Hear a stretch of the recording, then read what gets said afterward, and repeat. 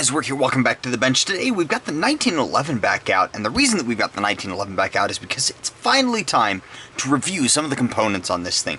Today, specifically, we are going to end up reviewing the trigger. Now, this trigger is a trigger from Evolution Gunworks. This particular one is the C-slotted trigger with what they call the tank tread texture up front. Now, if you guys are interested in the installation of this trigger, go ahead and take a look up here. I did, before I put this trigger in, slightly polish the rails. However, they didn't really need it. From the factory, this thing came with a pretty good surface finish on it. Installation was a breeze, and in my particular Remington R1 Enhanced, I didn't have to modify the size at all. I believe that my R1's trigger slot is machined on the high end, probably so that Remington can just toss triggers in and they don't have to fit their own triggers from the factory. But this Evolution Gunworks trigger fit perfectly inside the slot. The only modifications that I did was I slightly cleaned up the back where it integrates with the frame back here, giving it a nicer pull. Now, with 1911 triggers, it does have trigger bows that come out and around the magazine channel on here, and you can see that magazine channel still remains clear. Those trigger bars weren't bowed at all when I received it,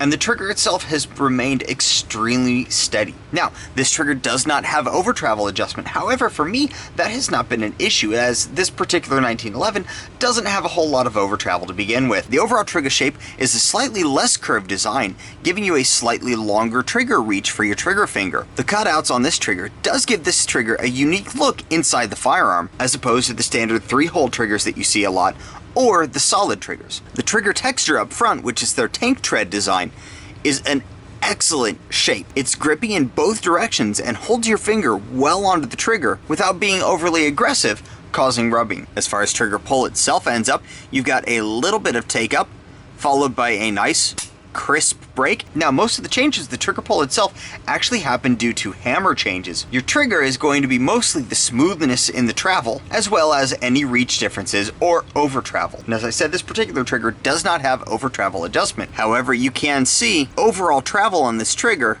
between fully extended to fully back is around 1/8 of an inch.